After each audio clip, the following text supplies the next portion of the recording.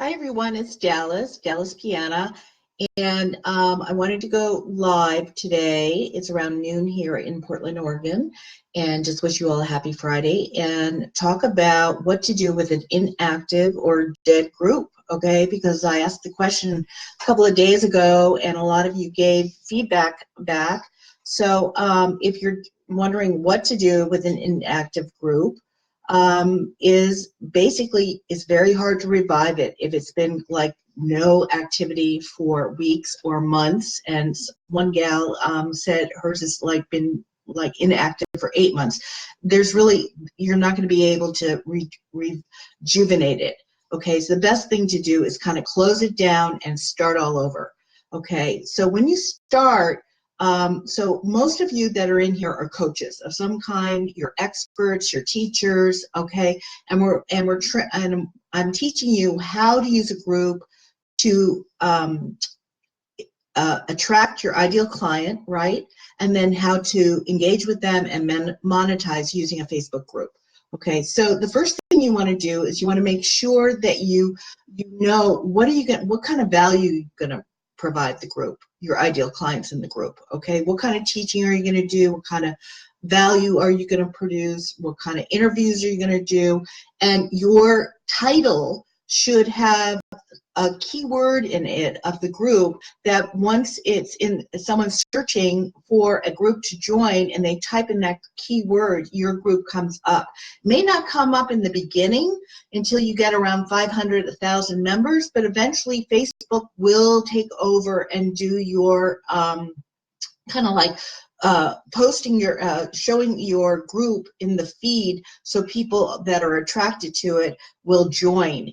In the beginning, you have to do a lot of hands-on work to get people to invite them into your group.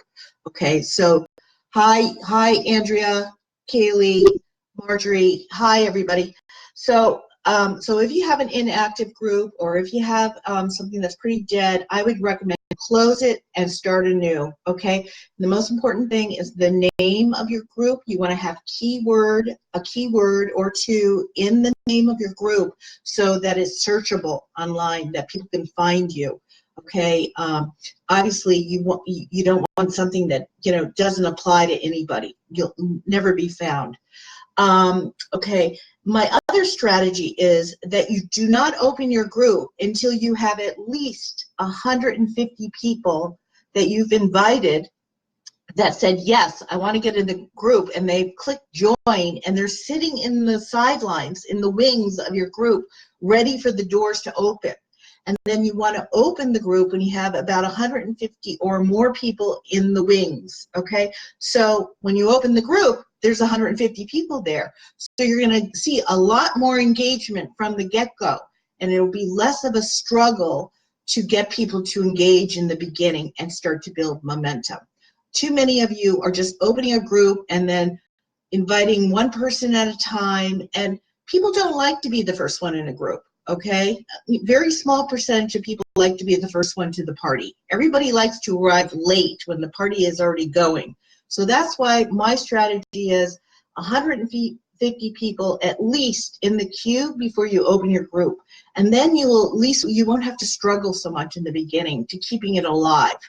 And then you have to have a plan, right, about posting value. You want to post in there at least 5 times a week, if not 7, okay, once a day, either by doing these like Facebook Lives, or you post valuable content, give tips, tricks, you know, resources, anything for your ideal client that would actually be of value to them, something that they could find useful or helpful, okay? You could do interviews, you could do surveys. I mean, there's all kinds of things you can do, and I'll be talking about those in the weeks to come of how to keep the engagement alive. But for anyone that has that inactive, dead group, I'm telling you, you know, it's not worth it. It really isn't not worth it. You want to start over and start attracting people in, you know, from all your other platforms where your ideal customer hangs out, and invite them over to your personal page, right? And then from your personal page, you move into your group. And we'll talk about a lot of that in the weeks to come of how to do that.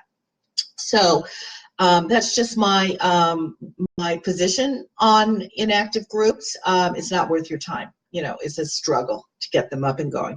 And for everyone else that has a great active group, hallelujah, I know they're the best things. It's so great to have an active group, one that is actually engaged and talking to each other and posting and commenting and sharing.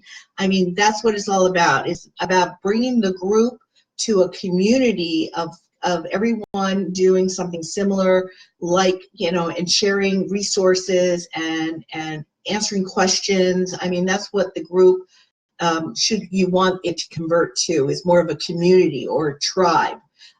So that's the intention here. So everyone have a great weekend, and I will see you next week.